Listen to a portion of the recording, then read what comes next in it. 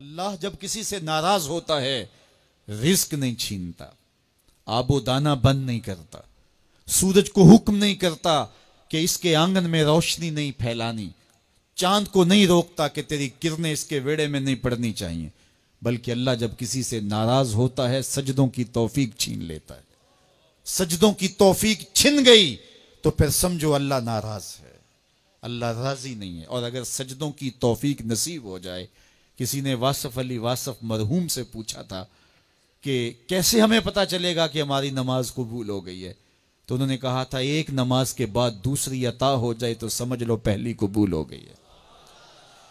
تو نمازوں کا نصیب ہونا یہ اللہ کی رضا اور اللہ کی خوشنودی کی دلیل ہے، اور سجدوں کی توفیق کا چھن جانا یہ اللہ کی ناراضگی کی دلیل ہے۔ میں اور آپ دیکھیں کہ ہم کہاں کھڑے ہیں۔ دیکھیے دولت تو کفار کو بھی ملتی ہے، اللہ دولت اسے بھی دیتا ہے جس سے راضی ہے، اسے بھی دیتا ہے جس سے نہیں راضی، لیکن سجدوں کی توفیق اسے ہی دیتا ہے جس پہ وہ راضی ہے۔ تو 5 گانا نماز شعار زندگی بنا لیجئے، نماز قضا نہ ہونے پائے۔ قیامت کے دن بے نمازی اس صف میں کھڑا ہوگا جس صف میں نمرود کھڑا ہوگا، جس صف میں حامان کھڑا ہوگا، قارون کھڑا ہوگا، شداد کھڑا ہوگا۔ مجھے بتائیے ہم میں سے کوئی یہ گوارہ کرتا ہے ہم اس صف میں کھڑے کر دیے جائیں جہاں دشمنان خدا کھڑے ہوں؟ آج کوئی نماز پڑھے یا نہ پڑھے، حشر کے دن حکم ہوگا کہ اللہ کے حضور سجدہ کرو، ہر کوئی سجدہ کرنا چاہے گا، جو نہیں پڑھتا وہ بھی کرنا چاہے گا، لیکن بے نمازی کی کمر اکڑ جائے گی، وہ آرزو رکھنے کے باوجود سجدہ نہیں کر پائے گا۔ قرآن بتاتا ہے کچھ لوگ جہنم کو دھکیلے جا رہے ہوں گے، انہیں کچھ لوگ پوچھیں گے ما سلککم فی سقر، تم جہنم کو کیوں جا رہے ہو، کیا ہوا تمہیں؟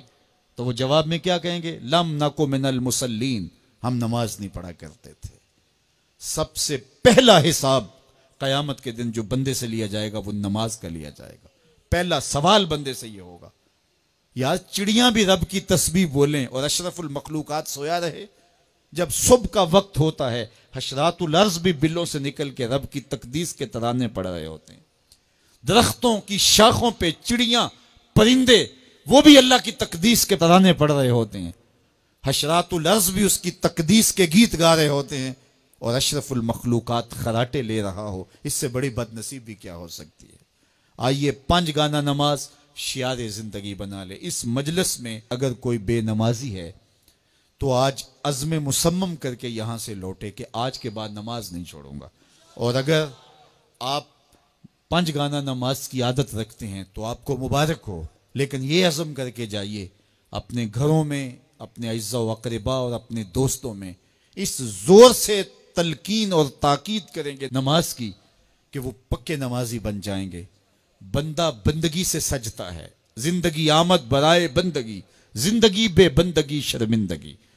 اگر زندگی میں بندگی نہیں تو زندگی کے پلے ہے کیا؟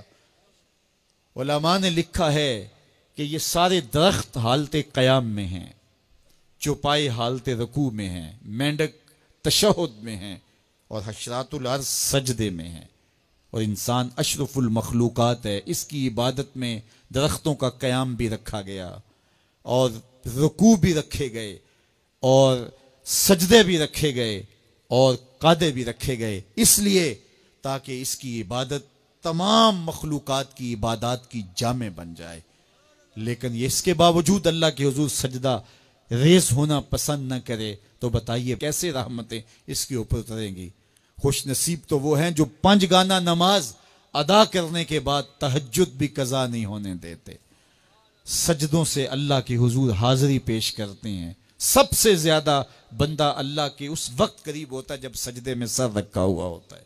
انسان کے اشرف اعضاء اس کے سر میں ہیں، بولنے کی قوت زبان سر میں، دیکھنے کی قوت آنکھیں سر میں، سونگنے کی قوت ناک سر میں، چکھنے کی قوت زبان سر میں، سننے کی قوت کان سر میں، سوچنے کی قوت دماغ سر میں، اور سر مالک کے در پہ۔